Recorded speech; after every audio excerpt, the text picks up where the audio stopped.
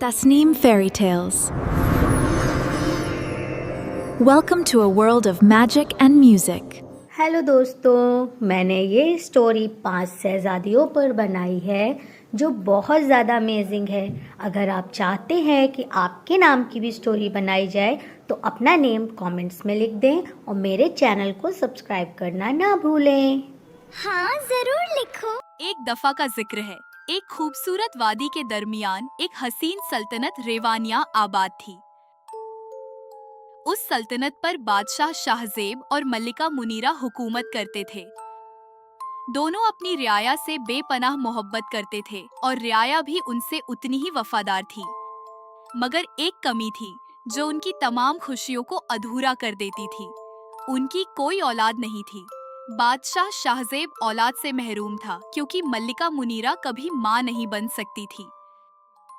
सालों तक मल्लिका मुनीरा ने हर हकीम, हर दुआ और हर इलाज आजमाया, मगर किस्मत उन पर मेहरबान न हुई। बादशाह शाहजेब अपनी मल्लिका से बेइंतहा मोहब्बत करता था। दरबार के वजीर अक्सर उसे दूसरी शादी का मशवरा देते, लेकिन बादशाह हमेशा एक ही जवाब देता, मोहब्बत किसी कमी या मजबूरी नहीं होती। मुनीरा मेरी मोहब्बत भी है और मेरी इज्जत भी। मगर रात के अंधेरों में अक्सर महल की रोशनियां मल्लिका मुनीरा के आंसुओं में भीग जाया करती थीं। एक रात महल की पुरानी कनीज ने उन्हें समंदर पार रहने वाली एक ताकतवर जादूगरनी जमदा के बारे में बताया। कहते थे कि जमदा के पास हर नामुमकिन चीज को मुमकिन बनाने की ताकत थी, लेकिन उसकी मदद कभी मुफ्त नहीं होती थी। आखिर एक दिन बादशाह और मल्लिका समंदर पार उस सुनसान जजीरे पर पहुंचे जहां स्याह पहाड़ों के दरमियान जमदा का खौफनाक जादुई महल मौजूद था, जो दुनिया की नजरों से छुपा हुआ था। जादूगरनी जमदा ने उन्हें देखते ही सर्द मुस्कुराहट के साथ कहा, मैं जानती हूँ तुम दोनों यहाँ क्यों आए हो। बादशाह ने कहा, हमें औलाद चाहिए, चाहे उसके लिए जो भी कीमत देनी पड़े।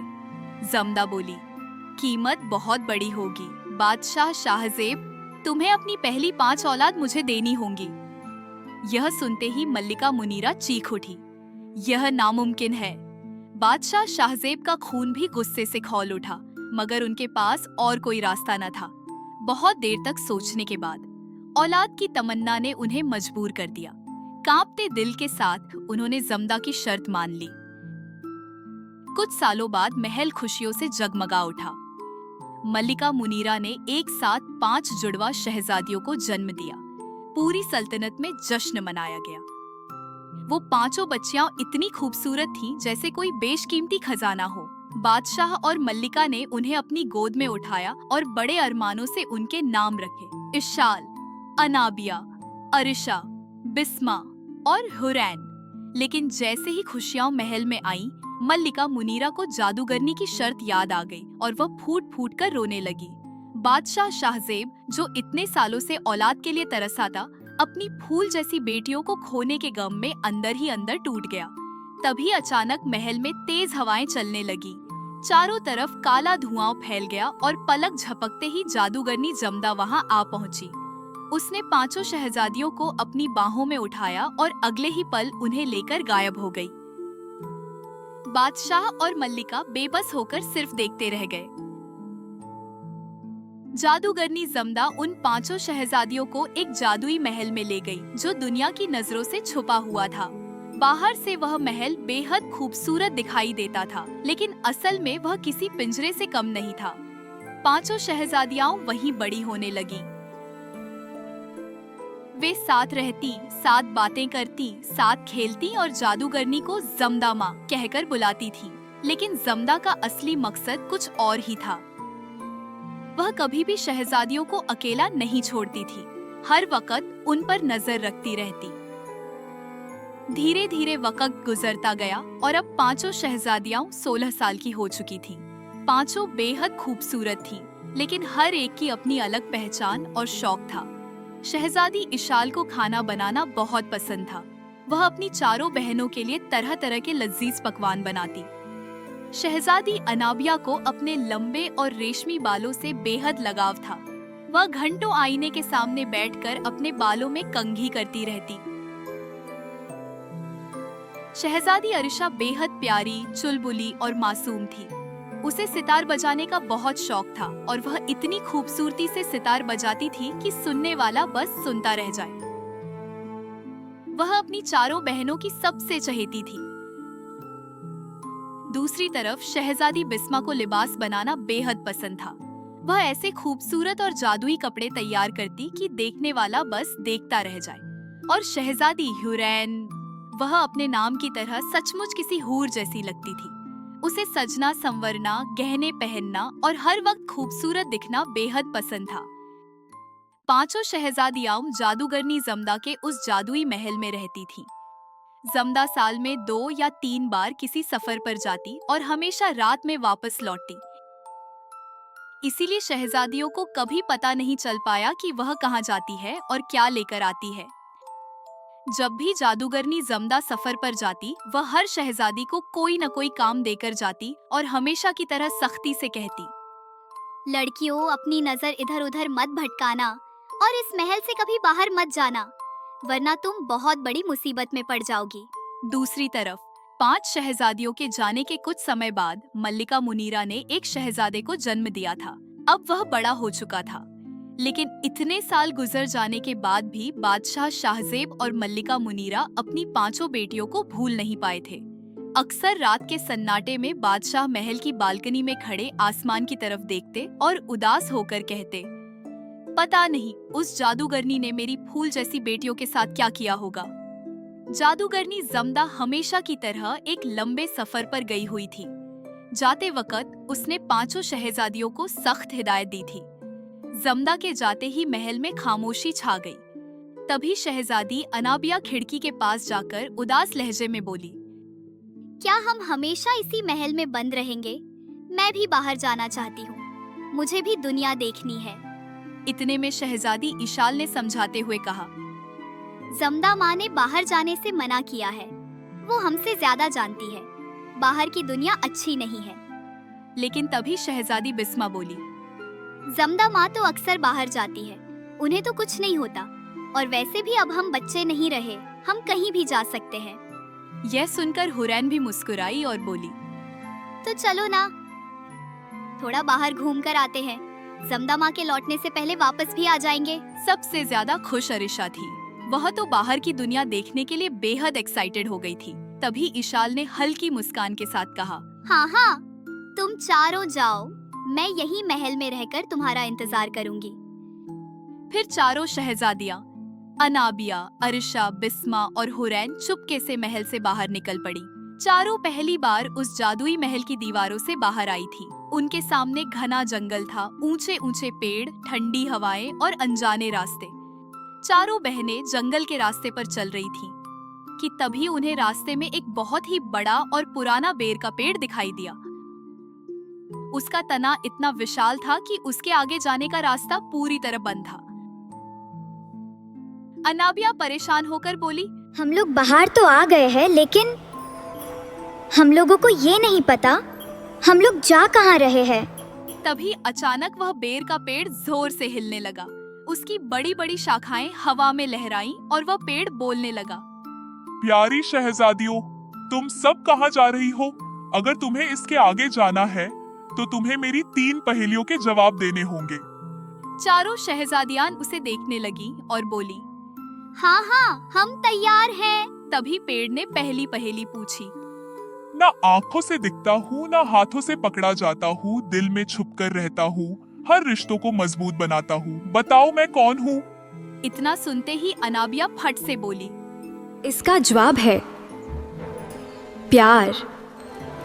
पेड़ की शाखाएं खुशी से हिलने लगी। फिर उसने दूसरी पहेली पूछी, एक बार जो कर लिया जाए सच्चे दिल वाले ही निभा पाए, टूट जाए तो दर्द बहुत दे, हर रिश्ता इससे सज जाए, बताओ मैं क्या हूँ? इस बार चारों बहनें सोच में पड़ गईं। काफी देर तक कोई जवाब नहीं दे पाया। फिर अचानक बिस्मा मुस्कुराई और बोली, इसका जवाब है वादा। पेड़ जोर से हंस पड़ा और उसकी शाखाओं से चमकते हुए पत्ते गिरे। अब तीसरी और आखिरी पहेली बाकी थी। पेड़ ने गहरी आवाज में कहा, बाहर से हरा, अंदर से लाल, गर्मी में सबको करता खुशहाल, बीज भी मेरे काले काले, मीठा हूँ मैं बेमिसाल। बताओ मैं कौन हूँ? इतना सुनते ही अरीशा उछल पड़ी और हंसते हुए बोली, अरे ये तो हम सब बहनों को बहुत पसंद है। इसका जवाब है तरबूज। जैसे ही अरीशा ने जवाब दिया, पूरा जंगल चमकने लगा। वह विशाल बेर का पेड़ जोर जोर से हंसने लगा और बोला, तुमने मेरी तीनों पहेलियों के सही जवाब दे दिए। अब मैं तुम्हें उस जादुई दुनिया का रास्ता दिखाऊंगा, लेकिन याद रखना उस दुनिया का दरवाजा मेरे मुंह से होकर जाता है। इतना सुनते ही चारों बहनें एक दूसरे को डर कर देखने लगी। तभी अचानक पेड़ ने अपना बहुत बड़ा सा मुंह खोल दिया। उसके अंदर एक चमकता हुआ जादुई रास्ता दिखाई दे रहा था। शहजादियां धीरे धीरे आगे बढ़ी और जैसे ही उन्होंने अंदर कदम रखा, चारों फिसलती हुई नीचे जाने लगी। फिसलते हुए अचानक शहजादी बिस्मा अपनी बहनों से अलग हो जाती है। दूसरी तरफ सिर्फ शहजादी अनाबिया, शहजादी अरीशा और शहजादी हूरिया एक बर्फ से ढकी हुई बर्फानी दुनिया में पहुंच जाती है, जहां हर तरफ सिर्फ बर्फ ही बर्फ बिखरी हुई थी। ठंडी हवाएं इतनी तेज थीं कि तीनों शहजादियां ठंड की वजह से कांपने लगती है। तभी उनके सामने एक शाही बग्घी आती हुई दिखाई देती है। उस रॉयल बग्घी में वुल्फ क्वीन बैठी होती है। वुल्फ क्वीन उन तीनों शहजादियों को देखकर अपनी बग्घी रुकवाती है और नीचे उतरकर उनसे पूछती है, तुम तीनों इस वक्त इस जंगल में क्या कर रही हो? अभी एक बहुत भयानक बर्फीला तूफान आने वाला है। फिर वुल्फ क्वीन उनसे अपने साथ चलने को कहती है। तभी शहजादी अनाबिया जल्दी से कहती है, हाँ हम चलेंगे, नहीं तो यहाँ बिना तूफान के ही हमारी कुल्फी बन जाएगी। अनाबिया की बात सुनकर अरीशा और हूरिया हंस पड़ती है और फिर तीनों शहजादियां बग्घी में बैठकर वुल्फ क्वीन के साथ चली जाती है। तीनों शहजादियां आने वाले खतरे से बिल्कुल अनजान थी। उधर दूसरी तरफ शहजादी बिस्मा एक तिलिस्मी दुनिया में पहुंच चुकी थी, जहां वो बिल्कुल अकेली होती है। वो धीरे धीरे आगे बढ़ती है, लेकिन उसे बिल्कुल मालूम नहीं होता कि वो कहाँ जा रही है। चलते चलते अचानक जमीन खत्म हो जाती है और उसके सामने एक बेहद खूबसूरत नीला समंदर होता है, जो उसने अपनी जिंदगी में कभी नहीं देखा था। तभी उसकी नजर पेड़ से बंधी हुई फूलों से बनी एक कश्ती पर पड़ती है। शहजादी बिस्मा उस कश्ती के पास जाती है तो देखती है कि उसमें एक बंदर सो रहा होता है। बंदर को देखकर वो डर जाती है और जोर से चीख पड़ती है। शहजादी की आवाज से सुनकर बंदर उठ जाता है। तब शहजादी बिस्मा डरते डरते कहती है, मंकी किंग, क्या आप मुझे आगे का रास्ता बता सकते हैं? बंदर मुस्कुराता है और शहजादी बिस्मा को कश्ती में बैठने को कहता है। आओ, मैं तुम्हें आगे तक छोड़ देता हूँ। शहजादी बिस्मा कश्ती में बैठ जाती है और वो कश्ती समंदर के बीचों बीच चल पड़ती है। धीरे धीरे रात हो जाती है और आसमान में बेहद खूबसूरत चांद निकल आता है। चांद की रोशनी पूरे समंदर पर चमक रही होती है। शहजादी बिस्मा उस खूबसूरत मंजर को देखते हुए खाना खाती है और खामोशी से आसमान को निहारती रहती है। उधर जादुई महल में शहजादी इशाल अपनी चारों बहनों का इंतजार कर रही होती है। शहजादी इशाल ने सबके लिए बहुत ही लजीज खाना बनाया होता है, लेकिन वो अकेली बैठी अपनी बहनों का इंतजार करती रहती है। दूसरी तरफ बर्फीली दुनिया में शहजादी अनाबिया, शहजादी अरीशा और शहजादी हूरिया वुल्फ क्वीन के महल में पहुंच जाती है, मगर वहां पहुंचते ही उन्हें कैद कर लिया जाता है। असल में वुल्फ क्वीन आज रात उन तीनों को पकाकर खाने वाली होती है। ये सुनकर तीनों शहजादियां बहुत डर जाती है। उन्हें महल के एक कमरे में बंद कर दिया जाता है। फिर रात होते ही तीनों शहजादियों को महल के बड़े हॉल में लाया जाता है। तभी शहजादी अरीशा बहुत ही खूबसूरती से सितार बजाना शुरू करती है। उसकी सितार की धुन इतनी जादुई होती है कि वुल्फ क्वीन और उसके सारे वुल्फ नौकर गहरी नींद में सो जाते हैं। मौका देखते ही अनाबिया, अरीशा और हूरिया वहां से भाग निकलती है और जंगल की तरफ दौड़ने लगती है। पूरा जंगल बर्फ से ढका हुआ होता है। चलते चलते उनके सामने एक टूटा हुआ पुल आता है, जिससे एक बार में सिर्फ एक इंसान ही निकल सकता था। सबसे पहले अनाबिया कहती है, अरीशा तुम पहले जाओ, फिर हूरिया तुम जाना, मैं तुम दोनों के बाद आऊंगी। शहजादी अरीशा पुल पार करके दूसरी तरफ पहुंच जाती है। फिर शहजादी हूरिया भी पुल पार कर लेती है। लेकिन जैसे ही अनाबिया पुल पार करने लगती है, बदकिस्मती से वो पुल टूट जाता है और शहजादी अनाबिया उस पहाड़ से नीचे गिर जाती है। ये देखकर अरीशा और हुरिया जोर जोर से रोने लगती है। दोनों रोते रोते आगे बढ़ती रहती है। शहजादी अनाबिया उस ऊंचे पहाड़ से गिरती है। एक खूबसूरत फूलों के बाग में वेलोरिया बादशाहत का शहजादा अब्बास अपने घोड़े के साथ मौजूद था। वो बड़े प्यार से अपने घोड़े को सहला रहा था। तभी अचानक आसमान से एक खूबसूरत सी लड़की आकर सीधा उसकी गोद में गिरती है। शहजादा अब्बास उसे देखकर हैरान रह जाता है। वो कुछ पल तक बस शहजादी अनाबिया को देखता ही रह जाता है। शहजादी अनाबिया जल्दी से उठती है और घबराकर कहती है, मैं एक टूटे पुल से गिर गई थी, इसमें मेरी कोई गलती नहीं है।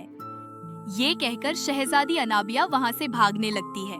उधर महल में शहजादी इशाल अपनी बहनों का इंतजार करते करते थक जाती है।